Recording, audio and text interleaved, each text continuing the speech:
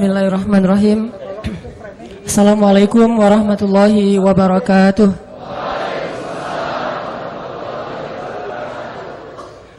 Alhamdulillahirabbil alamin. Hamdan katsiran thayyiban mubarakan fih kama yuhibbu rabbuna wa yarda. Asyhadu an la ilaha illallah wahdahu la syarikalah wa asyhadu anna Muhammadan abduhu wa rasuluhu la nabiyya ba'dah. Allahumma salli ala sayyidina Muhammadin wa ala alihi wa sahbihi ajma'in. Teman-teman yang dirahmati Allah Subhanahu wa taala, sifat dari iman itu fluktuatif.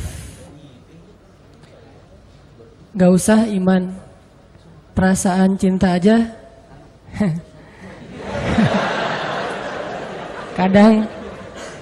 kadang kita lagi menggebu-gebu gitu. Kadang juga ada masanya kita lagi kayak bete.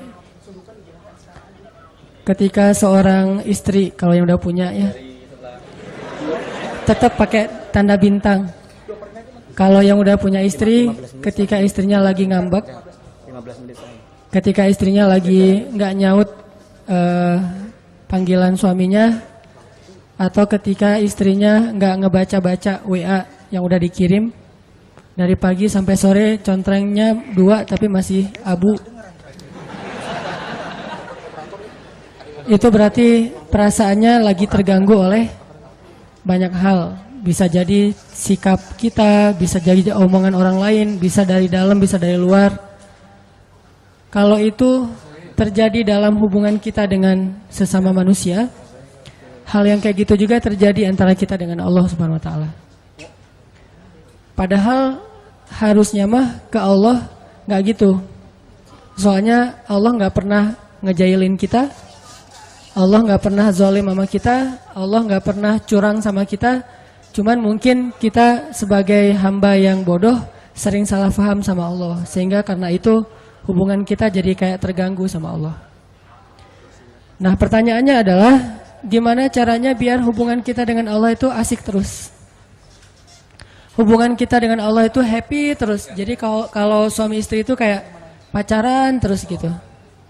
Nggak mikirin listrik tunggakan 2-3 bulan misalnya ya. Nggak mikirin misalnya ada kewajiban-kewajiban apa. Cuman mikirin jalan kemana, terus ngapa-ngapain. Gitu pokoknya. Terus nggak usah diperjelas. Susah ngomong depan jomblo. Banyak yang harus disensor ini mah. Nah, gimana caranya kita dengan Allah tuh punya hubungan yang selalu excited. Setiap hari itu bangun tidur bahagia. Apalagi bangun tidurnya sholat subuh. Walaupun dijamak sama duha sih. Selalu bahagia gitu pagi-pagi. Pagi bahagia, malam sebelum tidur WA Allah dulu 100 ayat. Kalau nggak sanggup 100 ayat, 10 ayat deh minimal. 10 ayat baca Quran. Jadi kayak kita sebelum tidur WA dia dulu. Sebelum tidur jangan lupa berdoa nanti biar bisa tahajud, kayak dalam tanda kutip pacaran Islami kata orang. Nah, ke Allah tuh gitu. Nge-WA dulu 10 ayat sebelum tidur, terus bangun malam yang dipikirin Allah dulu. Kalau kita kan asal melek yang dilihat handphone kan ya. Asal melek handphone, aduh handphonenya lowbat jadi khawatir. Ke Allah gitu gak sih? Ngerasa lowbat di hati kita jadi ada masalah terus khawatir. Nah, gimana caranya kita menjaga semangat hablum minallah, hubungan dengan Allah itu kayak kita ngejaga semangat hablum minannas. Pernah gak ngerasa grup WA kita sepi aja, gak ada chat sama sekali? Jangan-jangan itu anggota grup udah bikin grup baru dan kita nggak dimasukin. Itu biasa banget kan kayak gitu. Cara ngusir secara halus, jadi kita nggak dikeluarin, nggak di-kick. Cuman mereka bikin grup baru yang tadinya anggotanya 50 orang. Mereka bikin grup 49 orang, cuma kita doang yang nggak masuk gitu.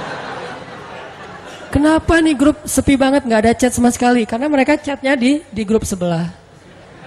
Nah, kalau kita ngerasa grup WA kita tuh sepi, ada nggak rasa nih kenapa ya, saya ada salah apa ya ke teman-teman kok sepi banget? kok tiba-tiba ada yang live group, maaf ya, atau tiba-tiba ujuk-ujuk live group aja nggak ada pamit, nggak ada omongan apa-apa. Terus kita bertanya-tanya ada masalah apa ya? Kayak kita ngetelepon seseorang, kenapa selalu dialihkan ke nomor yang lain? Berarti nomor kita jangan-jangan di-blok misalnya. Kita nge-request untuk nge-follow dia kok nggak di-approve gitu ya, kok nggak diterima-terima. Kita minta di-fallback kok nggak di-fallback misalnya. Kita sering mempertanyakan hubungan kita dengan manusia, tapi sering nggak kita mempertanyakan hubungan kita dengan Allah? Setiap hari kita mempertanyakan hubungan kita dengan seseorang, apalagi seseorang yang ada rasanya di hati kita. Itu setiap hari kita pertanyain. Lasin udah lewat sekali, tapi yang saya belum dibaca.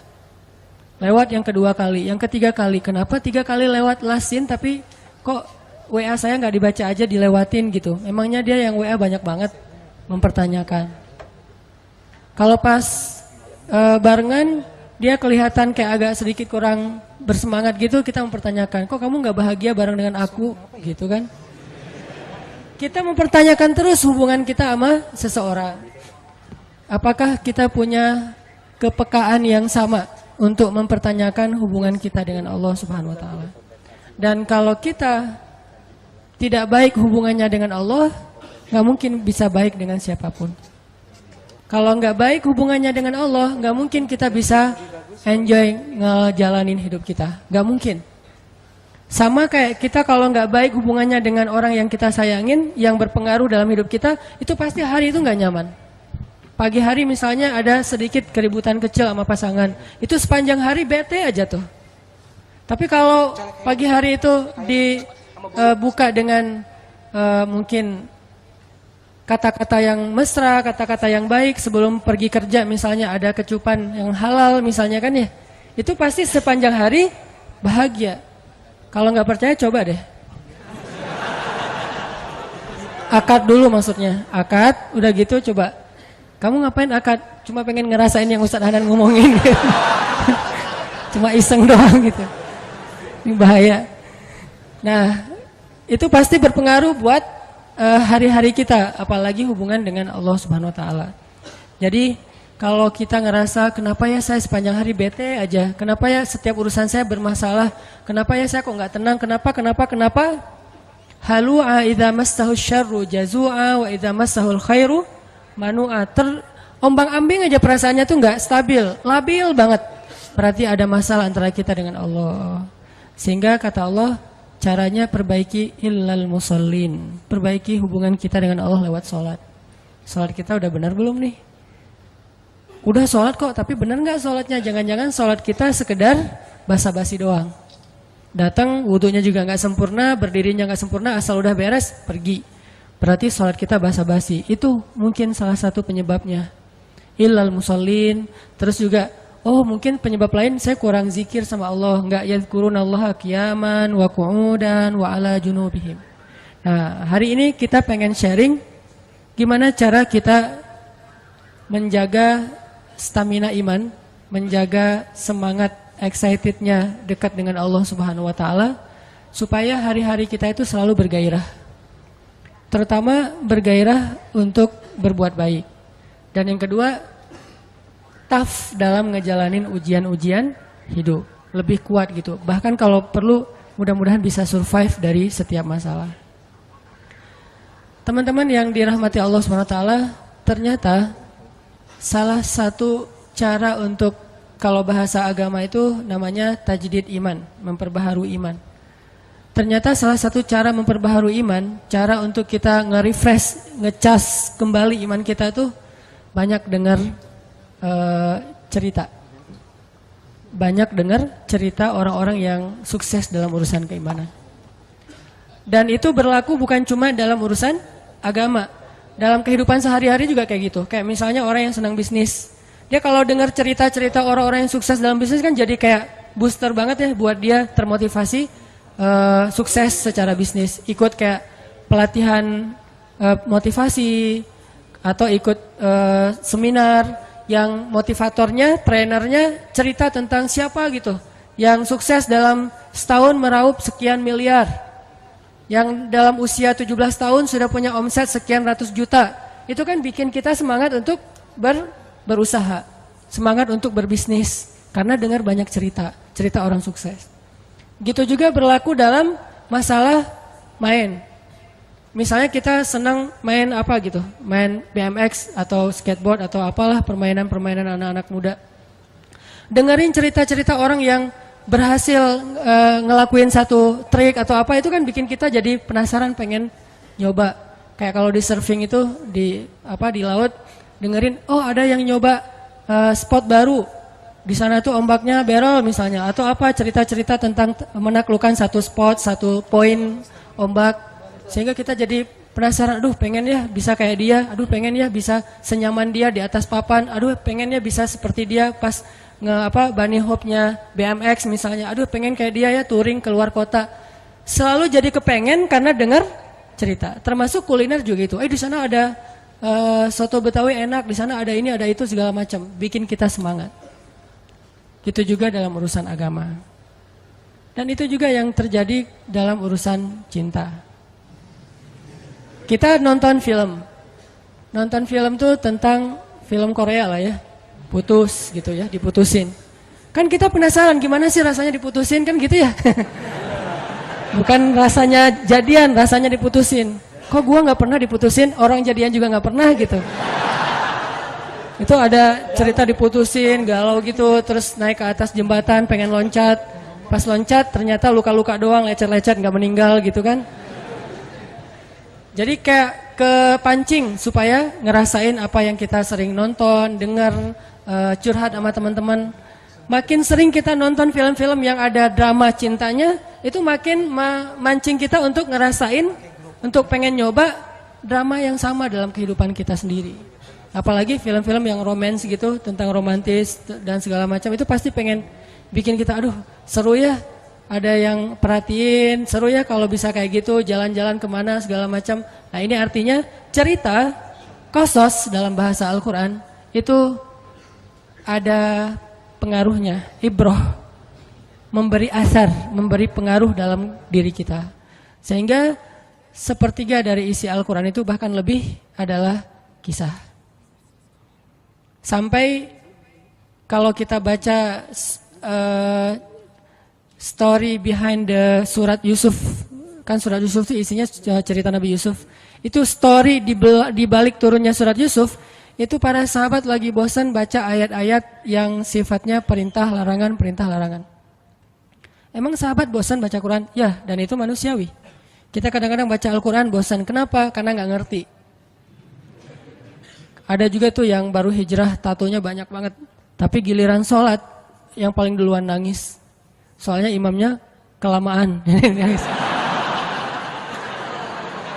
Subhanallah nih, tatonya banyak, sholat tahajud nangis duluan. Saya juga yang jadi imam merasa kayak cemburu gitu, iri. Kok dia duluan nangis ya, saya nggak bisa nangis. Pas sudah selesai, kenapa duluan nangis? Ustadz bacanya panjang banget. Oh iya, masalahnya di situ.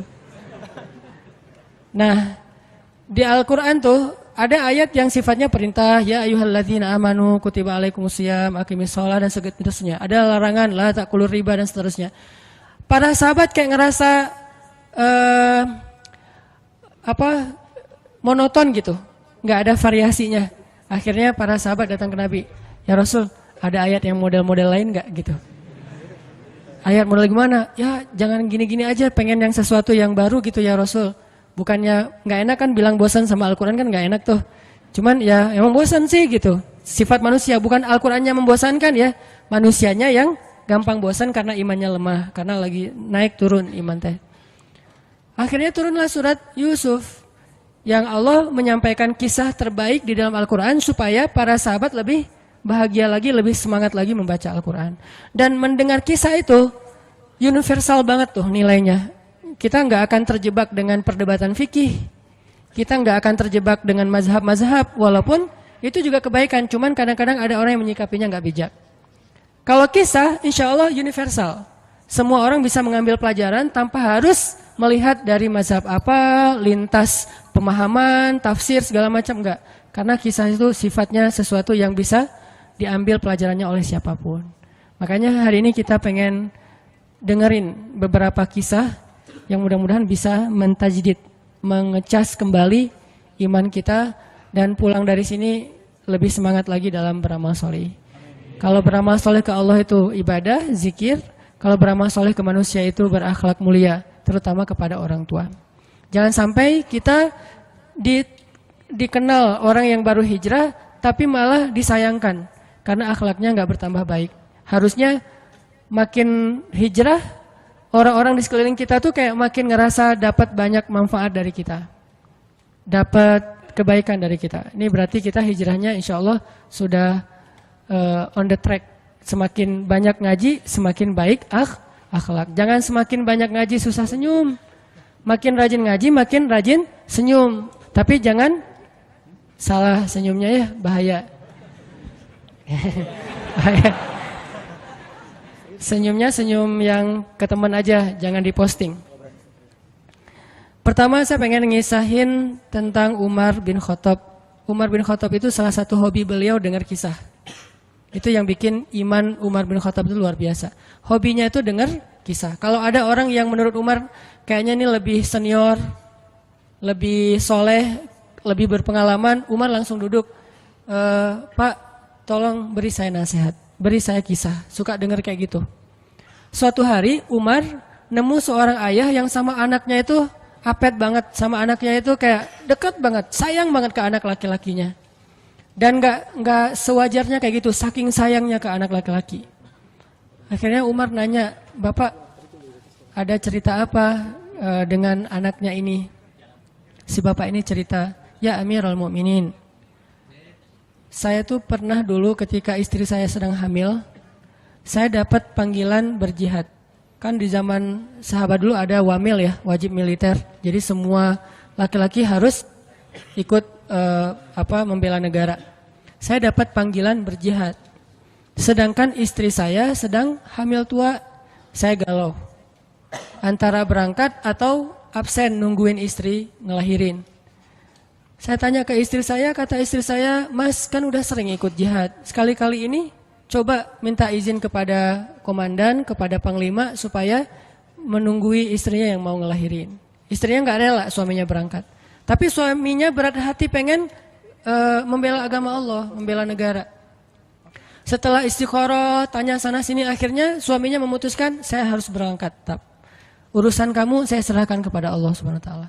Akhirnya dia pun berangkat. Sebelum berangkat dia doa. Dia pegang perut istrinya, dia usap-usap sambil dia katakan, ya Allah, saya titipkan bayi saya ini kepada Engkau, Engkaulah sebaik-baik yang menjaga. Berangkat nih. Berangkat beberapa hari kemudian dengar kabar istrinya meninggal dunia. Dia langsung minta izin, diizinkan pulang lagi ke Madinah. Sampai di Madinah dia lihat rumahnya kosong, dia cari kuburan istrinya. Pas dia pergi ke kuburan istrinya, dia melihat kuburan itu ngeluarin asap. Kayak ada yang dibakar di dalam kuburan teh, ngeluarin asap. Terus Umar nanya ke tetangga, apakah istri saya berzina ketika saya tinggalkan? Kata tetangga, enggak, dia perempuan yang menjaga diri. Apakah istri saya berhutang yang belum dibayar? Kata tetangga, tidak, kalaupun ada sudah kami ikhlaskan. Apakah istri saya melakukan dosa ketika saya tinggalkan, mungkin menggibah atau dukun segala macam? Kata tetangga, tidak, dia perempuan yang solihah. Terus apa masalahnya? Kenapa dia kayak dibakar di dalam kuburnya, keluarin asap dari kubur itu? Penasaran, akhirnya kuburannya digali sama masyarakat. Pas digali ditemukan istrinya sedang duduk di dalam kuburan sambil memangku bayinya, menggendong bayinya. Bayinya masih hidup, istrinya sudah wafat. Padahal tadi peninggalnya belum ngelahirin. Jadi ngelahirinnya di dalam kuburan. Dia duduk gini, dan kalau zaman sekarang pasti udah pada lari ya. Atau masuk ke majalah tertentu gitu dengan judul azab kubur gitu kan. Nah, orang-orang pada heran ngelihat bayinya masih hidup, menangis, dan istrinya duduk dalam keadaan tidak bernyawa. Diambil bayi itu, istrinya dikuburkan kembali. Ternyata istrinya bukan diazab, itu tanda-tanda dari Allah supaya digali kuburannya dan melihat kebesaran Allah. Waktu itu laki-laki ini menangis dan beristighfar, minta ampun kepada Allah. Orang-orang heran nanya, kenapa? Apa dosa kamu kok minta ampun? Dia bilang, saya berburuk sangka kepada Allah. Gimana berburuk sangkanya? Sebelum saya berangkat berjihad, saya mengusap perut istri saya katakan, ya Allah, saya titipkan bayi saya kepadamu, engkau sebaik-baik penjaga. Saya enggak mengatakan bayi saya dan istri saya. Karena saya pikir istri saya sudah dewasa, bisa menjaga dirinya. Sedangkan bayi masih lemah dan dia butuh penjagaan Allah. Saya berburuk sangka kepada Allah. Saya pikir manusia bisa menjaga diri, sementara bayi tidak. Orang dewasa bisa. Sehingga Allah hanya menyelamatkan apa yang saya titipkan dan membiarkan apa yang saya tidak titipkan. Aku tergantung prasangka hambaku kepadaku. Ana indalni abdi bi. Kalau kita tawakal ke Allahnya 100%, Allah nolongnya 100%. Dan ukuran persentase itu yang tahu cuma kita, karena di hati kita itu yang muncul. Ada satu titik keraguan, berarti kurang dari 100%. Keraguan itu memperlambat datangnya pertolongan dan keajaiban dari Allah. Makanya aku tergantung prasangka hambaku kepadaku. Kenapa ada orang di zaman dulu tuh kayak dapat karomah, keajaiban-keajaiban dalam hidupnya. Kayak nggak mungkin terjadi secara logika dan ilmiah. Karena memang dia yakinnya ke Allah itu 100%. Apakah kalau kayak gitu kita nggak perlu ikhtiar? Perlu, tapi ikhtiar nggak ada hubungannya dengan keyakinan. Ikhtiar itu hubungannya dengan kewajiban. Allah yang suruh ikhtiar, tapi yakin berhasil apa enggak, itu urusan yang kedua, urusan hati antara kita dengan Allah Subhanahu Wa Taala. Kayak kita minum obat, tentunya kita harus beli obat yang paling bagus, dokter yang paling recommended, yang spesialis. Oke, itu ikhtiar. Tapi kalau sampai hati kita terlibat dengan ikhtiar itu, meyakini bahwa kalau ini pasti sembuh, kalau ini kayaknya nggak ada harapan, soalnya dokter juga nggak ahli, berarti hati kita sudah terpaut dengan makhluk dan berarti sudah berkurang yakinnya kepada Allah. Saat itu kita tidak akan melihat keajaiban. Yang terjadi dalam hidup kita saat itu apa? Hal-hal yang ilmiah. Kenapa kita hanya ngalamin hal-hal yang ilmiah? Karena kita yakinnya kepada hal yang ilmiah. Kenapa ada orang yang ngalamin hal-hal yang sifatnya miracle? Karena dia yakinnya kepada mukjizat. Yakinnya kepada aun atau pertolongan dari Allah Subhanahu Wa Taala. Jadi bukan kita tidak berikhtiar, ini bab a'malul qulub, amal hati. Apakah hati kita yakin gak sama Allah Subhanahu Wa Taala? Dan Umar mendengar cerita itu semakin yakin sama Allah. Makanya nanti muncul kasus di zaman Umar tuh luar biasa. Ini presiden kalau imannya 100% ke Allah, ada masalah di negaranya tuh dia tinggal bilang ya Allah beres tuh masalah. Jadi di Mesir waktu itu ada musim paceklik sampai sungai Nil tuh hampir habis tuh. Sehingga air sungai Nil nggak mengalir lagi ke ladang-ladang jagung, gandumnya orang-orang Mesir. Dan orang Mesir yang dulunya menyembah anak sapi betina mulai syirik lagi nih. Mulai berpikir kalau kayak gini mah sama aja. Setelah Islam datang kita tetap aja susah, paceklik. Mending kita doa lagi ke nenek moyang kita, dewa-dewa yang dulu. Gubernur Mesir yang namanya Amr bin As waktu itu ngirim surat kepada Umar ke Madinah. Ya Amirul Mukminin, Mesir sedang diuji oleh Allah dengan kekeringan dan masyarakatnya hampir syirik. Kami mohon bantuan dari pusat, dari Madinah untuk membantu bagaimana mengatasi kekeringan di Mesir. Begitu surat itu sampai ke Umar bin Khattab, Umar nulis balik surat dalam bentuk doa. Bismillahirrahmanirrahim. Ya Allah, turunkanlah hujan untuk masyarakat rakyat Mesir. Dikirim ini surat ke Mesir. Waktu itu ibu kotanya masih Alexandria, belum Kairo. Dikirim ke Alexandria, malam itu diambil sama Amr bin As. Pas dibaca oleh Amr bin As, Bismillahirrahmanirrahim. Ya Allah, berikan rakyat Mesir hujan yang mencukupi untuk mereka. Saat itu juga hujan turun. Sampai sungai Nil meluap dan menggenangi ladang-ladang jagung dan gandumnya orang-orang Mesir. Dan mereka bertakbir semuanya. Cuman ngirim surat doang dari Amirul Mukminin. Kan enak ya? Coba kalau kita hidup di zaman Umar. Ya Amirul Mukminin, saya belum dapat jodoh. Ya Allah beri dia jodoh. Beres. Cepet banget loh. Ya Amirul Mukminin, dia nolak saya. Ya Allah terimalah. Terima. Yang kemarin nolak, hari ini kenapa ya saya jadi serak sama dia? Gara-gara doa Amirul Mukminin. Ini artinya teman-teman, keajaiban dari yakin kepada Allah itu luar biasa dari kisah bapak tadi tuh. Kalau kita berbaik sangka kepada Allah. Kenapa nggak ikhtiar? Mungkin sudah ikhtiar, bikin pengairan segala macam tapi belum berhasil. Yang kurang cuma satu, doa. Doa mungkin udah banyak tapi belum diijabah karena doa-doa mereka tidak seajaib doanya Umar bin Khattab. Belum lagi Umar berdiri di atas mimbar. Ini mungkin terkenal nih, kejadian dalam perang Qadisiyah kalau nggak salah. Umar lagi khutbah Jumat di Madinah. Kaum muslimin lagi berperang di Irak melawan pasukan Persia, perang Qadisiyah namanya. Irak Madinah tuh kan kalau naik pesawat sekitar 2,5 jam, 3 jam, jauh tuh. Jakarta Medan lah, jauh. Nah, Umar lagi khutbah di atas mimbar, sholat Jumat, tiba-tiba tema khutbahnya tuh ganti gitu. Lagi ngomong tiba-tiba beralih tema. Wahai kaum muslimin, naiklah ke atas bukit itu, baliklah kalian mundur-mundur gitu. Jadi Umar tiba-tiba kayak ngomongin sesuatu yang gak nyambung. Orang-orang heran, ini Umar kenapa? Oh ya udah biarin, namanya juga Umar gitu kan. Dia punya, mungkin dia ngelihat setan atau apa, setan kan takut sama Umar. Diem. Udah selesai sholat Jumat, pada datang, ya Amirul Mukminin tadi apa yang terjadi? Kenapa Amirul Mukminin ngomong sesuatu yang gak nyambung? Kita juga gak ngerti. Kata Amirul Mukminin, saya ngelihat Allah menampakkan kepada saya pasukan Islam di Qadisiyah yang terdesak, hampir habis dibantai sama musuh. Tapi saya ditunjukkan ke sebuah bukit yang mungkin mudah-mudahan itu jadi benteng untuk mereka berlindung. Saya suruh mereka naik. Orang kan nggak langsung percaya kan? Bener gitu terjadi kayak gitu. Kalau Rasul ngomong, mungkin aku naik ke langit, Isra Mi'raj, oke lah, itu aja masih ada yang mendustakan. Ini Umar yang ngomong, bukan Nabi yang dapat wahyu. Orang nggak langsung percaya. Selang beberapa minggu kemudian, pasukan Qadisiyah pulang. Jadi utusan mereka pulang bawa berita tentang kemenangan perang dalam perang Qadisiyah. Dia cerita, suatu hari di hari Jumat, kami sedang berperang.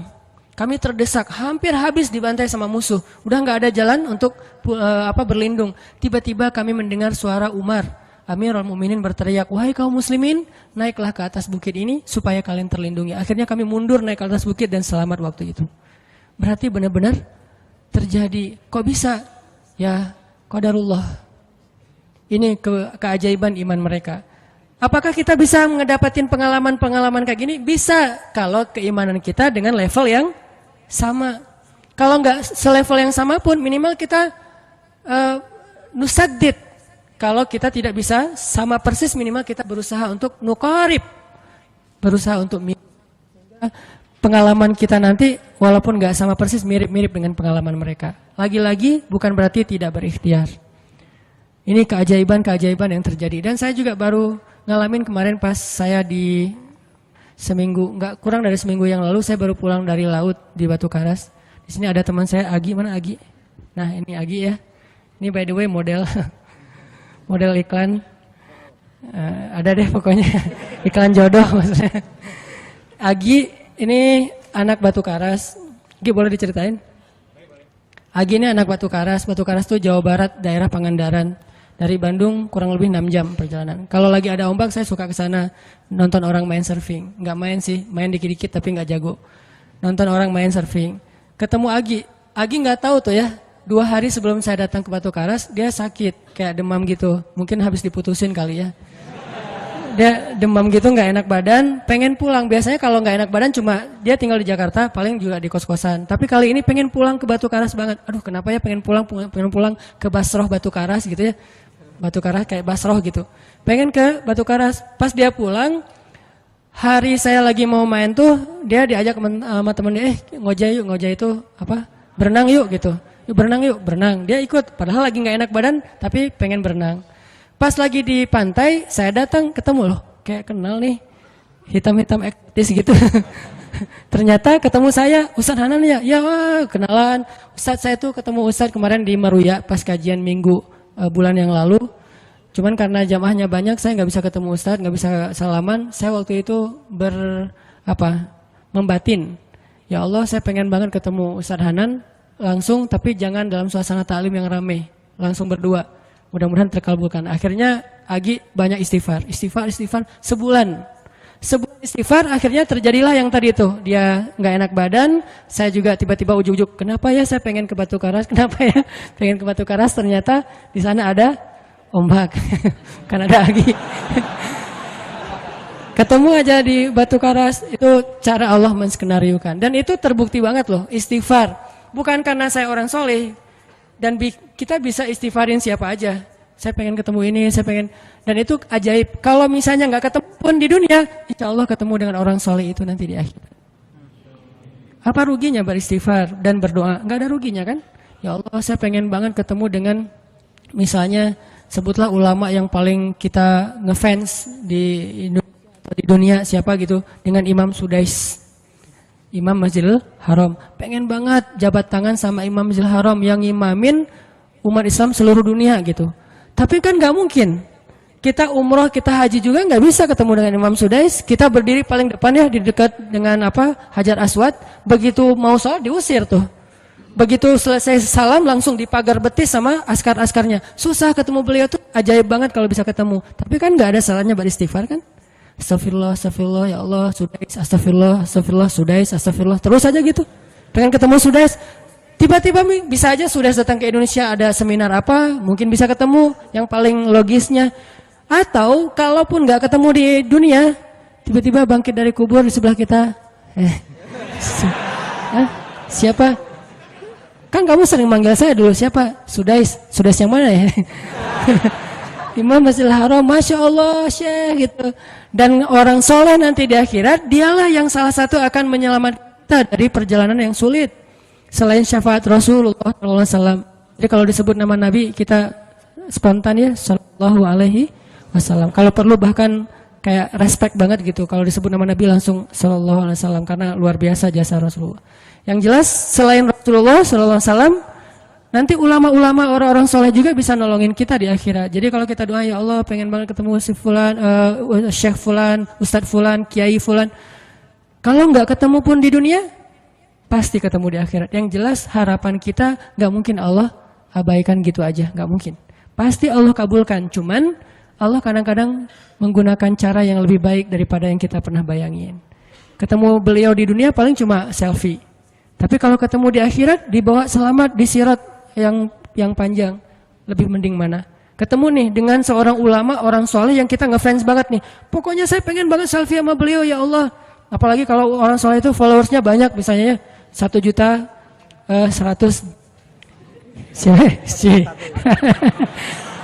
Sedikit itu mah, banyak model yang 17 juta, 19 juta. Pengen followersnya nambah kalau selfie sama beliau. Cuma nambah followers. Tapi kalau ketemunya di akhirat, nambah apa? Nambah derajat, naik level. Kita jadi selevel dengan masuk ke level beliau, padahal kita mah malahnya nggak selevel gitu. Kenapa? Karena dibawa sama beliau. Orang soleh itu kalau mau masuk surga, teman-teman nyari teman-teman yang mencintainya di dunia. Ya Allah, mana Fulan, dia mencintai saya di dunia. Ya Allah, mana Fulan, dia mencintai saya di dunia. Allah bilang, dia masih tuh di sidang, belum beres-beres, sudah sidang ke-30 misalnya. Kan sidang di dunia aja satu kasus berpuluh-puluh kali kan. Gimana sidang akhirat, lebih berat lagi tuh. Ya Allah, tolonglah dia, selamatkan dia, karena saya mencintainya selama di dunia karena engkau. Akhirnya orang-orang soleh pada balik lagi. Dari surga, balik lagi ke padang mahsyar. Demi ngapain? Demi menyelamatkan orang-orang yang mencintai mereka semasa di dunia. Datang ke padang mahsyar, cari ke bagian informasi. Tolong dong yang namanya ini gitu, panggilin. Perhatian-perhatian, Hanan At-Taki dipanggil sama Syekh siapa gitu. Saya dipanggil, datang aja. Mas, saya yang dipanggil, benar Hanan At-Taki? Ya, mana coba buktinya? Aduh, saya lupa bawa kartu nama. KTP misalnya. Udah pasti tahu lah ya malaikat sama kita. Udah masuk aja. Tuh ada yang nungguin di business lounge gitu. Jadi ada VIP lounge-nya gitu kan. Oh, saya boleh masuk VIP lounge-nya. Masuk ke VIP lounge. Udah sampai di sana udah ada makanan segala macam, mereka lagi duduk. Kayak asa kenal nih, siapa ya? Dekat Hanan ya? Ya. Wah, kita sering ketemu dalam doa. Wah, akhirnya pelukan. Ada apa, Syekh? Yuk ikut saya ke surga. Kan enak banget kan? Terus sidang saya gimana? Udah diberes sama teman-teman saya di sana. Saya banyak teman di dalam gitu. Saya banyak. Beres kan? Di dunia aja bisa gitu. Masa di akhirat gak bisa? Tapi dengan seizin Allah dan Allah ridho dengan kebaikan-kebaikan itu. Jadi nggak ada sia-sianya juga. Kita kan dulu saya pernah cerita yang Imam Ahmad bin Hambal kan yang pengen banget ke Basrah, dan itu ternyata terjadi juga sama Agi. Dan terjadi juga sama salah seorang driver ojek online di Bandung. Baru 2 bulan yang lalu kejadiannya. Saya lagi datang ke markasnya Pemuda Hijrah, kita sering ada kayak rapat gitu di kantor. Markas kita namanya Masjid Al-Latif di dekat Gedung Sate. Datang dari pagi rapat sampai sore. Dan saya pakai baju main biasa, bukan pakai baju taklim. Sebetulnya sama aja sih. Nah, waktu itu sholat zuhur di Masjid Al-Latif, saya ngimamin sama asar. Habis asar pulang. Karena nggak nyetir sendiri, saya pakai online, saya order nih. Order, pakai ojek, ada yang ngambil. Drivernya ngambil, datang, jemput, pulang. Kemana? Ke Cimahi, pulang. Di tengah jalan dia nanya, Mas sering sholat di Masjid Al-Latif itu ya? Saya bilang, ya lumayan, saya bilang. Ya itu masjid ramai banget, anak-anak muda pada numplak di situ taklim. Siapa sih itu, ada imam muda, bagus suaranya gitu. Ntar, jangan GR dulu. Muzammil, oh iya Muzammil, iya bagus tuh. Tadi udah GR, ternyata salah. Oh Muzammil, benar-benar Muzammil tuh suaranya bagus banget ya, anak ITB kan? Ya anak ITB ya. Kalau Mas di situ sering ngimamin juga? Ya sesekali sih, saya bilang. Dia mulai curiga gitu. Suka ikut taklim juga di sana? Ya kadang-kadang, saya bilang. Kenal sama Muzammil? Ya lumayan, padahal murid sendiri kan? Lumayan, saya bilang. Oh Mas, kayak nggak asing nih. Mas tadi ngimamin sholat zuhur bukan? Ya, saya bilang. Mulai curiga kan dia. Mas namanya siapa sih Mas? Hanan, saya bilang. Hanan? Hanan yang mana nih? Ya.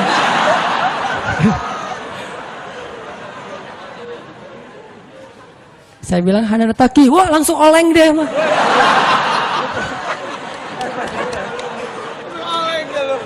Oh, Mas biasa aja Mas biasa aja gitu.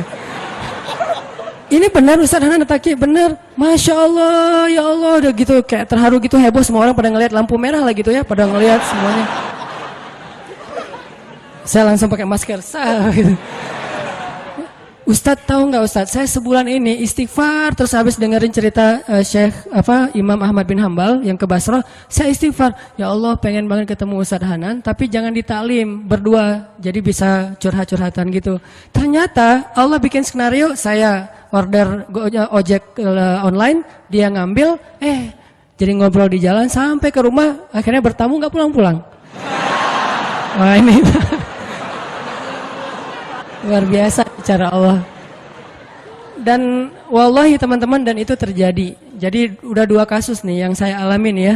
Satu Agi, satu lagi yang ojek online tadi. Dan dua-duanya hajatnya sebulan Allah kabulkan. Jadi kalau ketemu saya aja sebulan gampang, masa ketemu jodoh bertahun-tahun gak dapat ya? Gimana nih? Istighfarnya gimana nih? Ini terutama buat cewek-cewek nih. Kalau cewek-cewek kan nggak bisa nyari. Masa cewek kepo gitu kan nggak mungkin. Pura-pura follow, nge-like. Kok dia nge-like terus yang first like lah gitu. Nggak mungkin kan. Cewek kan agak-agak jaim. Ya udah istighfar aja deh.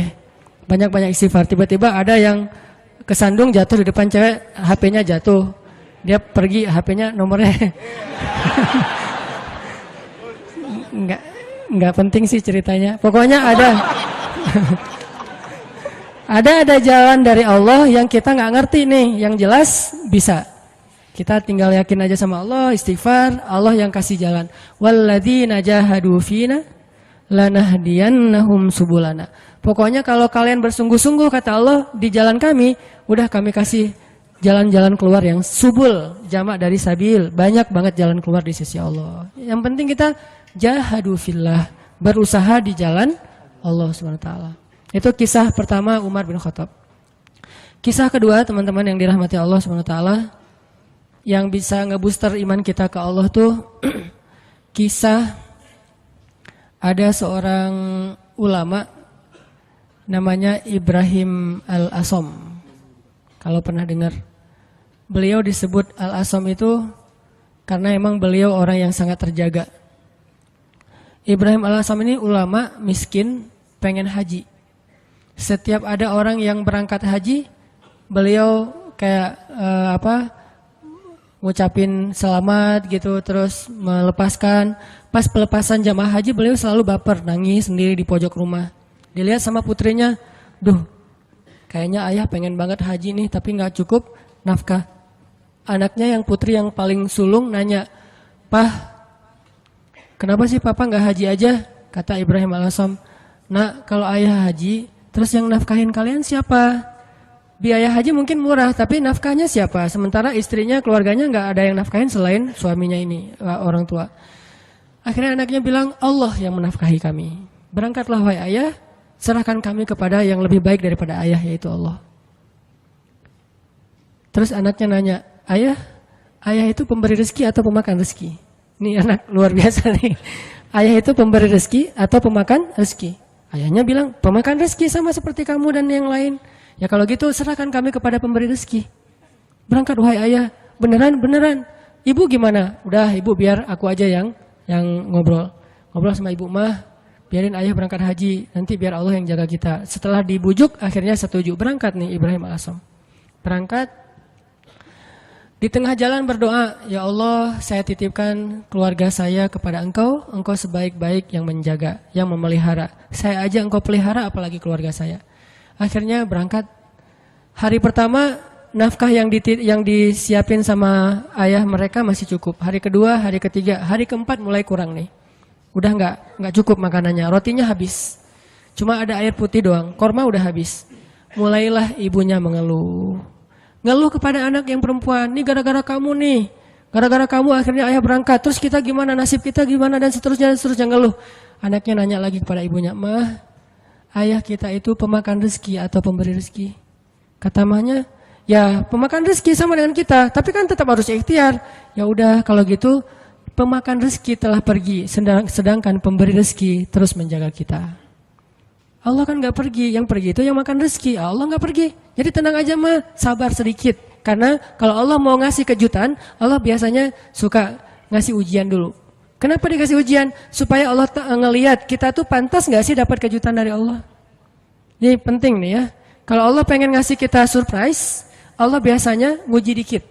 Kenapa diuji? Karena Allah pengen lihat kita tuh pantas gak sih dapat surprise yang luar biasa dari Allah.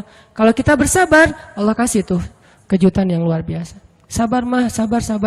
Gak lama kemudian lewatlah satu rombongan dari raja. Rombongan pangerannya lewat berburu kehabisan air. Akhirnya ada satu pengawal datang ke rumah Ibrahim AS, ngetuk pintu minta tolong diberikan air. Assalamualaikum, waalaikumsalam. Saya rombongan pangeran, kita kekurangan air, boleh minta air dari sumur kalian? Kata istrinya, boleh silakan ambil aja sesukanya, air berlimpah. Akhirnya ngambil, dibawa ke pangeran. Sampai di rombongan pangeran ini mereka minum, airnya manis. Nggak seperti air sumur yang lain, kayak dikasih gula gitu, manis banget airnya. Ini air kok manis, akhirnya pangerannya heran. Nih kamu dapat dari sumur mana sih kok airnya kok rasanya manis dan segar gitu. Kayak apa, es teh manis lah pokoknya ya. Airnya manis, segar, habis makan warung Padang kan es teh. Akhirnya mereka balik ke rumah itu, tanya ini rumah siapa? Ini rumah Ibrahim AS.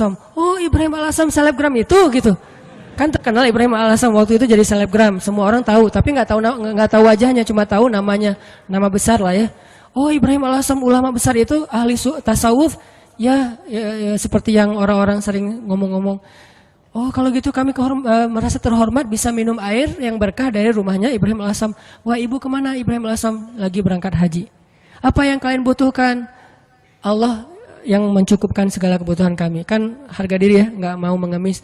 Akhirnya pangeran ini ngomong ke semua menteri, keluarkan semua barang-barang berharga kalian, serahkan kepada keluarga Ibrahim AS sebagai bentuk terima kasih karena udah nolong kita ngasih air. Akhirnya mereka ngasih emas, segala macam berpeti-peti gitu, taruh di rumah Ibrahim AS dan mereka melanjutkan perjalanan. Setelah mereka pergi, anak perempuan ini bilang lagi, Mah, ayah itu pemakan rezeki atau pemberi rezeki? Wah, pemakan rezeki, Allah yang semangat sekarang. Mamanya udah semakin yakin. Ayahnya pulang, harta itu belum habis. Selama beberapa tahun mereka bisa makan tanpa harus bersusah payah. Nah ini artinya tingkat keyakinan kepada Allah itu setelah ikhtiar pastinya memberi kita kejutan-kejutan yang kita nggak pernah bisa ngebayangin. Nah dalam hidup kita kadang-kadang harus berani bertaruh karena Allah. Kan kita sering gambling karena manusia kan? Kita gambling ngutang ke satu perusahaan yang nanti bayarnya lebih mahal, lebih bertambah. Kita ngutang 10 juta, bayarnya jadi 13 juta. Kita gambling, ketutup lah. Orang saya nanti untungnya sekian-sekian. Gambling kan? Kenapa kita berani gambling kepada makhluk yang bahkan tidak ada niat baik untuk menolong kita? Tetapi kita tidak berani gambling kepada Allah yang bahkan berjanji pasti akan menolong kita selama kita di jalannya. Kenapa nggak berani gambling kepada Allah? Nikah tunggu mapan dulu. Kenapa nggak gambling aja? Nikah nanti Allah mapankan. Bukankah janji Allah gitu? Kalau mereka fakir, Kalau mereka fukoro, kalau mereka nggak punya makan, Allah yang akan memberi makan. Kan beres. Jadi datang ke calon mertua, Pak, saya pengen melamar anak Bapak. Udah punya kerja apa? Belum, Pak. Terus gimana memberi makan anak saya? Allah yang memberikan makanan. Dan ngomongnya jangan ragu-ragu, yakin. Allah, Pak. Bapak mau saya sebutin hadis-hadisnya? Siapin aja buku hadisnya beberapa lembar ya. Silakan, Bapak boleh dibaca-baca pas waktu senggang. Mungkin waktu itu nggak langsung diterima. Hidayah orang kan bertahap ya. Waktu itu minimal dia udah ngerti dulu. Hari seminggu kemudian setelah dia baca hadis-hadis, akhirnya dia nelpon untuk ngomong lagi, minta hadis yang lain. Tapi nggak nerima-nerima gitu. Cuma pengen belajar agama doang. Intinya teman-teman, yakin sama Allah. Bukan nunggu mapan baru nikah. Nikah Allah mapankan. Nunggu punya bekal baru berangkat ke luar negeri ke Mesir. Berangkat dulu, nanti Allah kasih bekal. Tahu itu yang sering saya jelasin, yang kalau di YouTube kan ramai tuh, gimana saya berangkat ke Mesir nggak bawa bekal. Ikhtiar udah mentok, dan mentok-mentoknya cuma dapat $1.000. Udah mentok banget tuh. Tabungan dikuras, kemudian ikut beberapa perlombaan supaya dapat hadiah. Memang waktu itu saya nggak ikhlas, pengen juara supaya dapat hadiah, dapat 500.000, dapat 1 juta. Wah, bisa dikumpulin $1.000, habis bayar tiket sama travel. Nggak ada uang sisa sama sekali. Rp1 juga nggak. Kan ikhtiarnya udah mentok nih. Apakah doa pernah mentok? Doa itu nggak ada mentoknya. Ada aja terus. Ya udah, ya Allah, saya udah ikhtiar, dapatnya cuma $1.000. Sisanya pasti banyak, cuman ada di sisi Allah, bukan di sisi saya. Ada banyak, cuman di sisi Allah. Allah ghaniyun, Allah maha kaya. Wa ma indallahi khair, dan apa yang ada di sisi Allah pasti lebih baik daripada yang di sisi kita. Allah ngasihnya pas kita butuh. Sekarang saya kan belum butuh, butuhnya buat bayar travel. Ya udah, Allah bayarin dulu buat travel. Kalau buat makan nanti ngasihnya pas mau makan, jangan sekarang. Kita kan sering yakinnya kalau udah ada di tangan kita, bukan di tangan Allah, dan itulah derajat keyakinan kita. Makanya yang terjadi keajaiban dalam hidup kita itu ya gitu-gitu aja.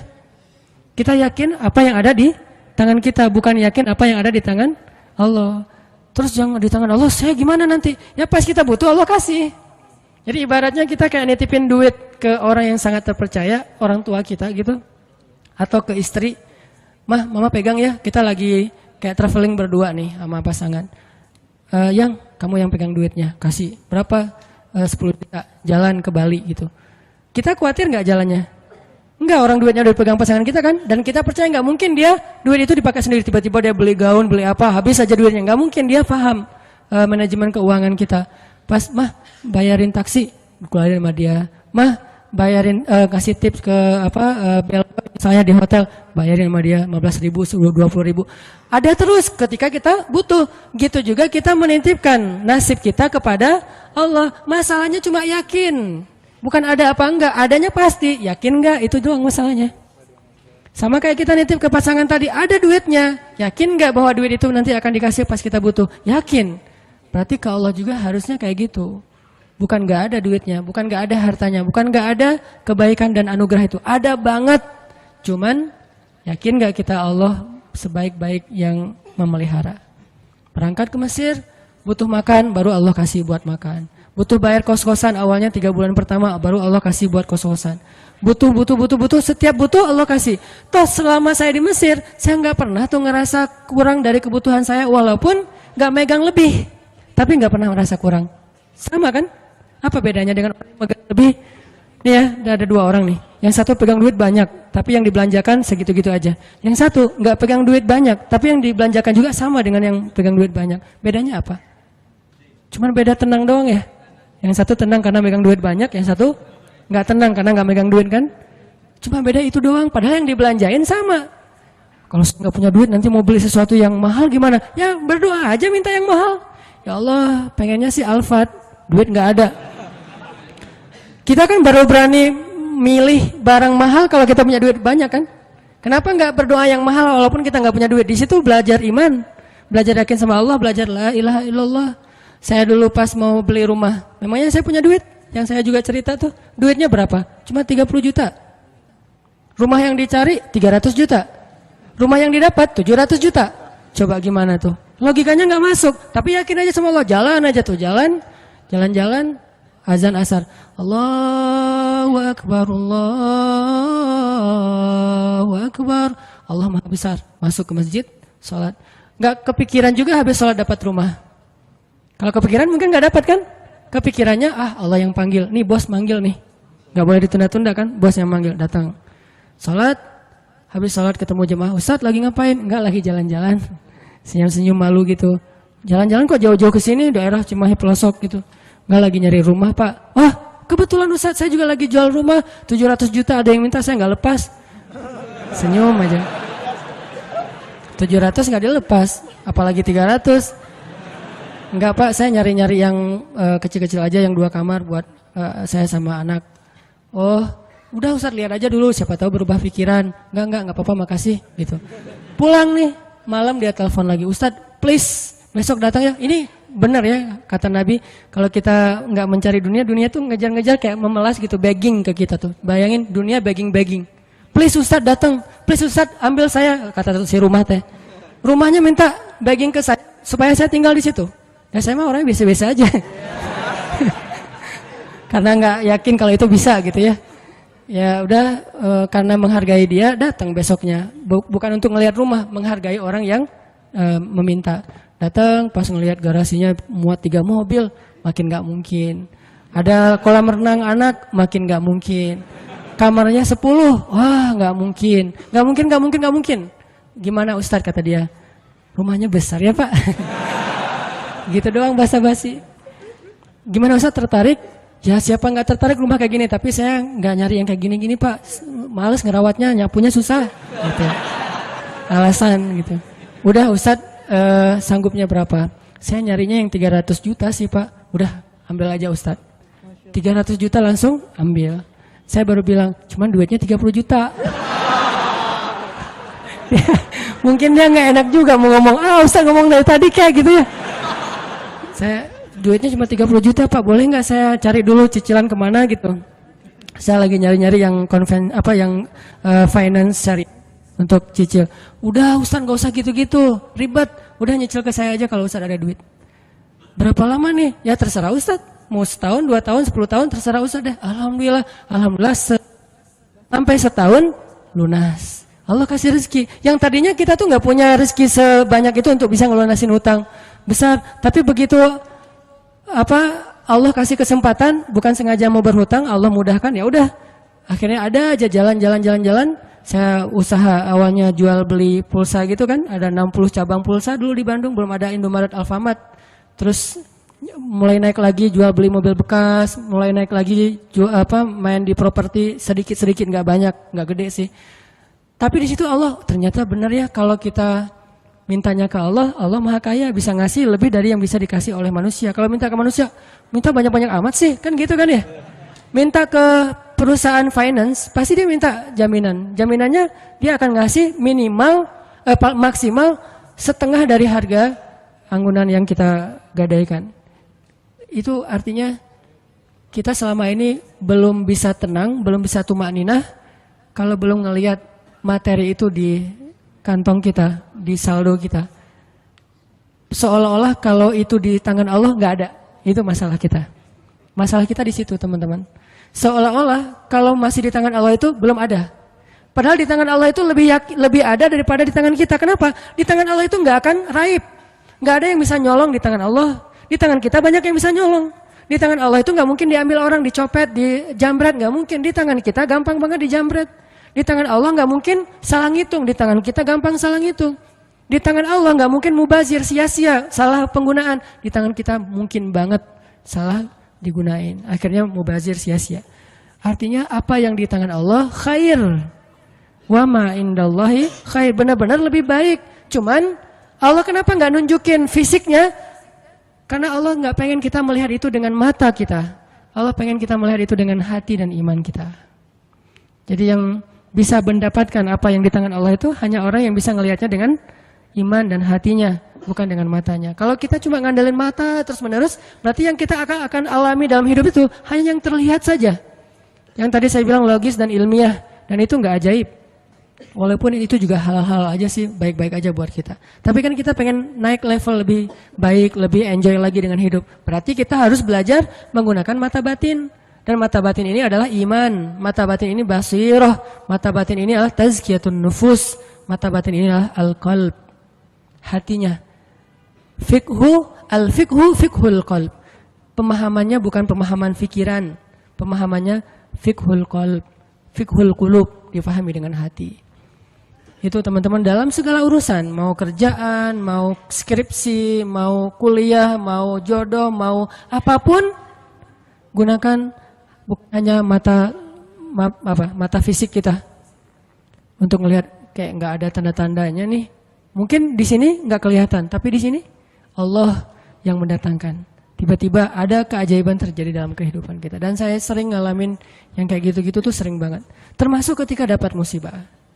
Kalau kita tahu bahwa kalau kita dapat musibah dan kita ridho, bukan ikhlas ya. Kalau ikhlas kan ibadah.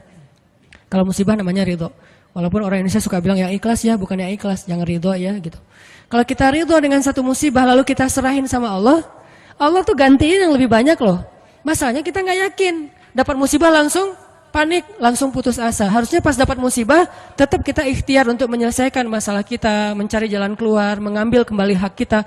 Tapi itu jangan sampai mengalahkan porsi kita meminta kepada Allah gantinya yang lebih baik. Begitu dapat musibah, ini bukan cuma antara kita dengan orang, tapi antara kita dengan Allah. Ya udah, kalau lo curang sama gua, ya Allah beri saya yang lebih baik daripada yang sudah hilang dari saya. Allahumma ajurni fi musibati wakhluf li khairam minha. Langsung Allah ganti. Dan itu janji Rasul. Mana pernah Rasulullah berdusta? Tidaklah orang berdoa dengan doa itu ketika musibah, kecuali Allah akan memberikan gantinya yang lebih baik untuk dia. Tapi kita harus benar-benar yakin dan bijaksana. Maksud bijaksana sini, jangan mendikte Allah harus seperti yang kita pengenin. Kadang Allah ngasih yang lebih baik, nggak mungkin yang lebih kurang. Minimal sama atau lebih baik, nggak mungkin kurang dari itu. Doa, saya pernah mobil saya diserempet orang. Terus orangnya pergi. Saya ini ternyata untuk benerin mobil yang keserempet itu 1,5 juta. Langsung doa waktu itu juga. Pas lagi kena musibah jangan tunggu marah dulu beberapa hari baru doa.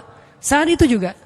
Allahumma ajurni fi musibati wa akhlif li khairan minha. Orangnya udah nggak ketahuan di mana, nggak bisa ngejar lagi. Tapi saya udah rugi 1,5 juta.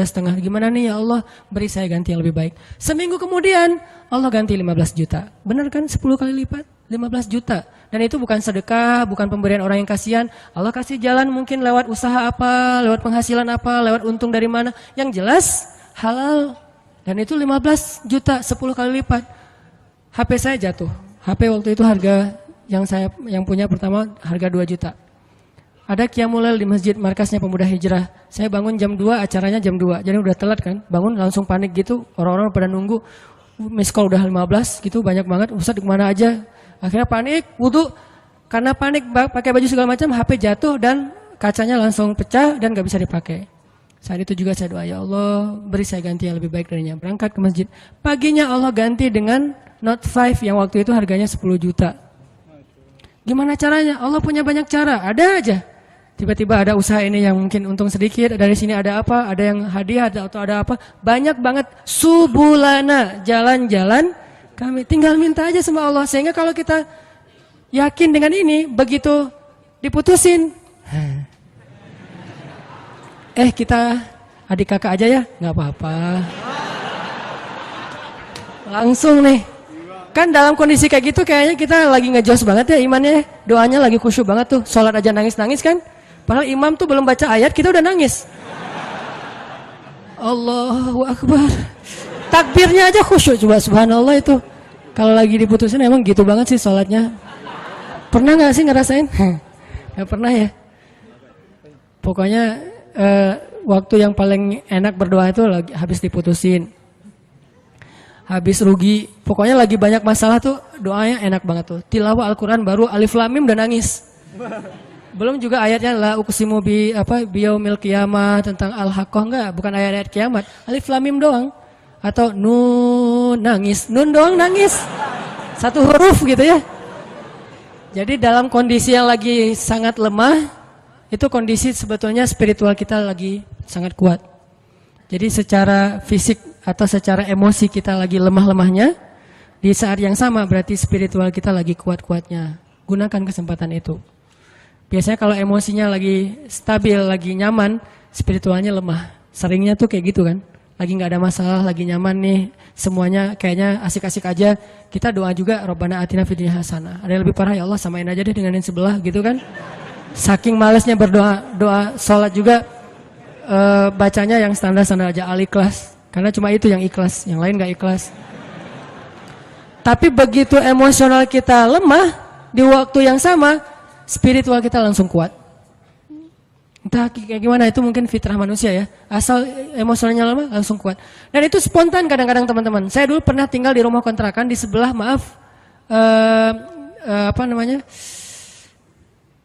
lokalisasi. Jadi di sebelah rumah saya itu ada kayak asrama kayak gituan, kupu-kupu senja. Saya persis di sebelah rumahnya di Bandung tuh. Namanya Jalan Saninten. Kan ada Saritem, ada beberapa kan. Nih ada Saninten juga. Saya tinggal di sebelahnya. Kalau malam pokoknya kita sering dengar banyak hal-hal aneh aja di sebelah. Kalau saya mau ke masjid, saya sengaja ke masjid itu pakai jubah, pakai sorban, gitu ya. Terus janggut digini-giniin, padahal nggak panjang, tapi digini-giniin. Jalan depan cewek-cewek itu sore kan mereka udah pada duduk, udah selesai dandan, udah wangi kan, duduk depan gang tuh. Saya jalan, Assalamualaikum, Waalaikumsalam. Lewat. Kadang-kadang kalau malam mereka nggak kenal saya lagi lewat pakai motor gitu, langsung disamperin, om gini. Saya tinggal di situ. Oh ya maaf om, saya balik panggilin. Suka dipanggil-panggil gitu. Orang saya tinggalnya di situ. Pas anak udah agak gede, saya khawatir anak jadi nggak sehat dengan lingkungan itu baru pindah. Tadi mau cerita apa ya?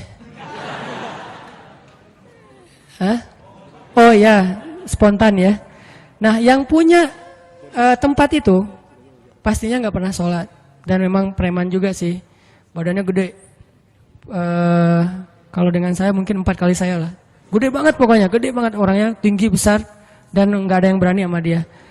Ada gempa waktu itu di Bandung, siang-siang gempa, dia lagi tidur di atas, biasa tidur pagi gitu, jam 10 pagi tidur.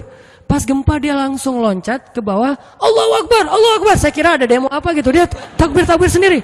Allahu Akbar, takbir, coba bayangin. Berarti kan spontanitas fitrah manusia itu ketika emosionalnya terganggu, spiritualnya naik kan. Dan itu kesempatan kita untuk kembali ke Allah banget tuh. Karena untuk dapetin spiritual yang sengejos itu, kalau normal susah, kita harus benar-benar ikhtiar. Tapi kalau lagi emosional kita drop, di sisi yang lain, sisi baiknya Allah langsung naikin spiritual kita. Tapi kalau kita abaikan, dua-duanya drop, habis kita. Jangan abaikan. Dia langsung takbir, Allahu Akbar, Allahu Akbar. Saya gempa, keluar semuanya dari rumah, takut runtuh. Pas udah beres gempa, ketawa-ketawa lagi gitu pada ngobrol. Itu terjadi. Dan keluarga saya juga ada yang kejadian pas tsunami dulu di Aceh, kan saya dari Aceh. Tsunami di Aceh itu ada keluarga saya. Dia nggak sholat subuh. Pagi itu hari Ahad kan, tanggal 26 Desember 2014.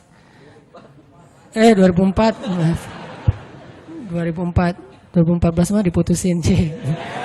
Enggak lah, udah lama. 2004 gitu ya.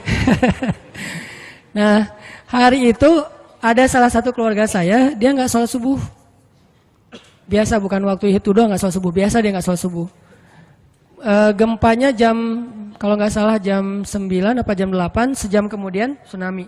Pas tsunami, dia itu lari, hilang. Padahal orangnya itu sering berantem, pokoknya jagernya di kampung lah, sering berantem sama orang-orang di terminal.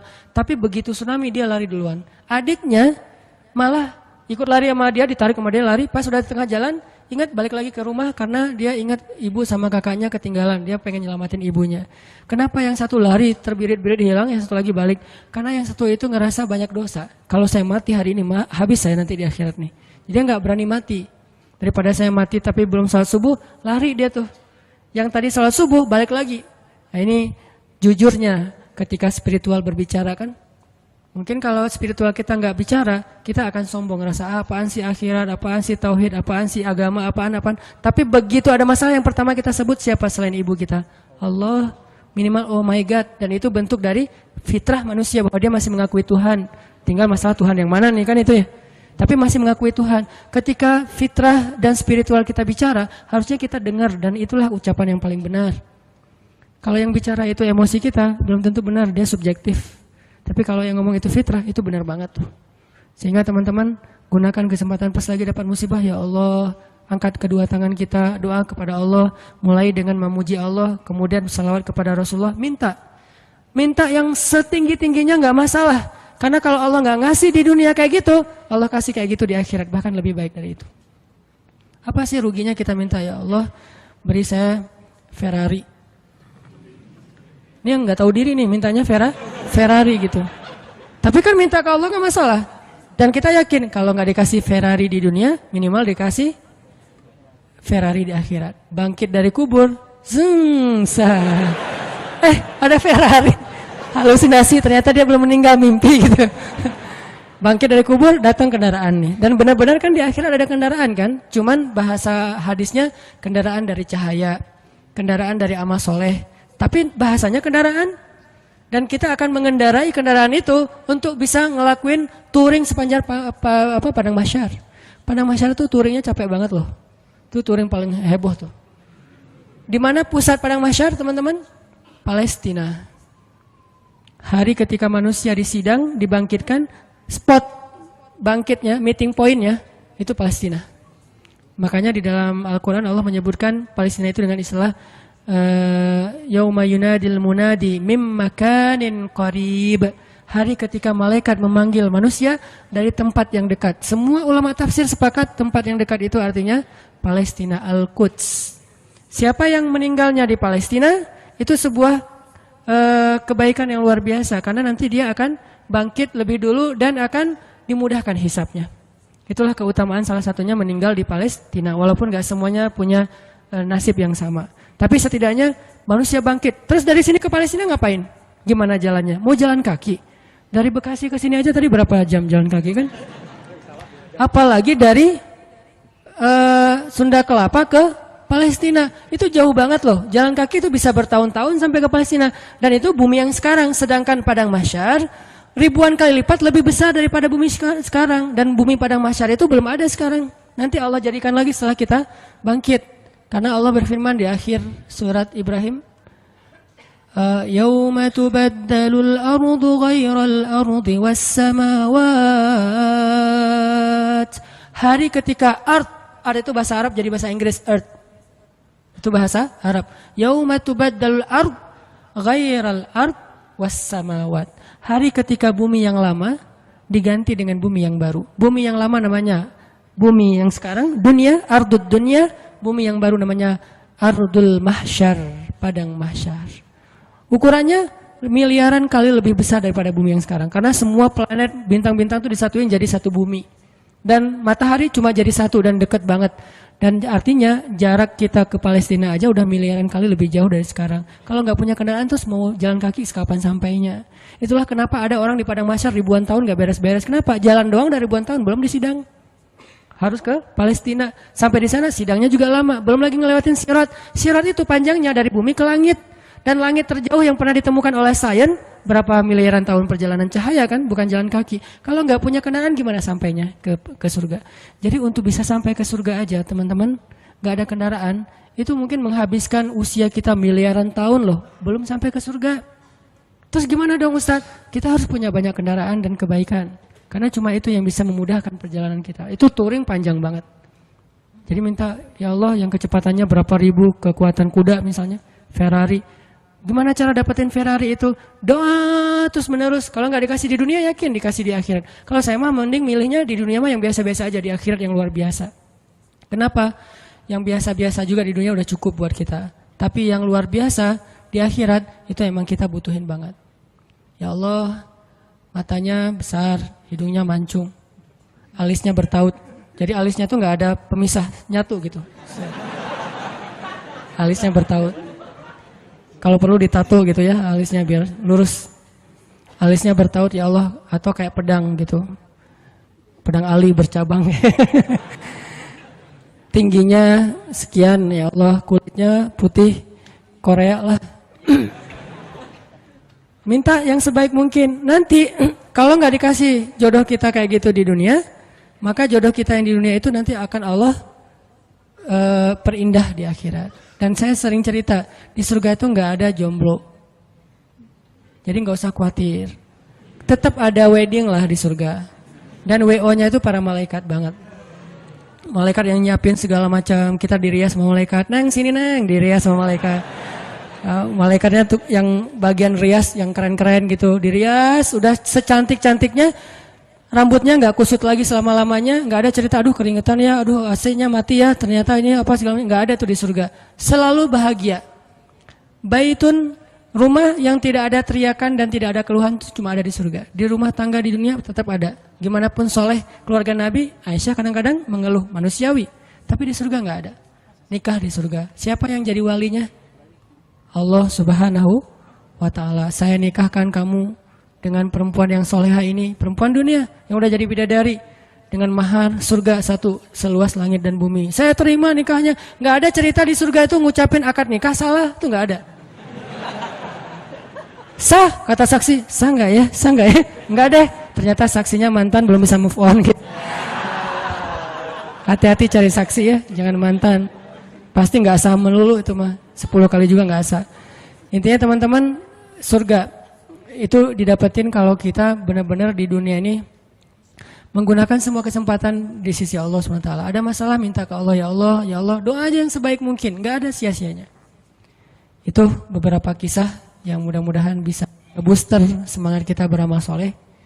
Dan selalu hadir dalam majelis para ulama. Dengerin taklim itu bukan berdebat ya, bukan untuk kita menganggap diri kita paling benar, yang lain salah, kita masuk surga, yang lain neraka, kita petunjuk, yang lain sesat, bukan. Dengerin taklim tuh untuk apa? Ngecas iman kita masing-masing. Jadi kalau dengerin materi, oh ini teman gua banget nih, ini dia banget nih, ini istri banget nih, ini suami banget, enggak, ini saya banget. Saya sering banget tuh dengerin taklim yang kayaknya khotib itu kayak ngomongin saya tuh. Kan saya udah 2 tahun ini enggak khutbah Jumat, jarang banget khutbah Jumat, sengaja enggak ngambil jadwal khutbah karena saya pengen jadi yang mendengar. Kalau dulu setiap Jumat khutbah, kalau sekarang setiap Jumat pengen dengerin ceramah. Sering banget tuh pas denger ceramah si khotib itu kayak kenal saya, padahal kita enggak kenal. Yang diomongin saya aja tuh. Ada orang begini-begini lah, saya tuh. Kalau kayak gini dia begini, dia ngomong dan segala macam, dia kadang-kadang membicarakan sesuatu yang dia tidak amalkan. Dah gua banget nih. Terus aja kayak diceramahin seolah-olah satu masjid itu isinya cuma saya sendiri.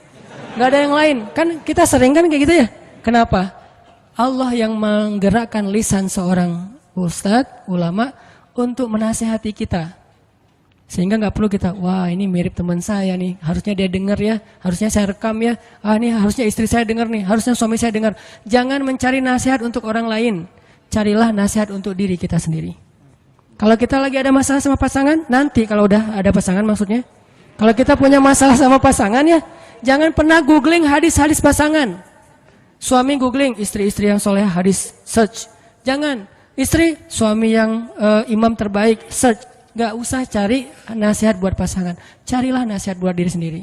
Suami hadis-hadis suami yang penyabar, ketemu nih kita jadi semangat lagi. Oh berarti saya yang salah. Istri yang solehah hadis search. Oh saya yang salah. Gitu harusnya, jangan disilang. Kalau disilang semuanya saling menuntut dan saling menyalahkan. Kalau sesuai dengan masing-masing kapasitasnya, semuanya saling memperbaiki diri. Cari buat diri kita. Ikut taklim buat memperbaiki diri, bukan memperbaiki kelompok yang lain. Bukan memperbaiki orang lain, tapi memperbaiki diri kita sendiri. Itu aja, mudah-mudahan ini bisa jadi penyemangat. Saya mohon ampun kepada Allah jika ada yang salah. Mohon maaf jika ada yang keliru. Barakallahu li walakum.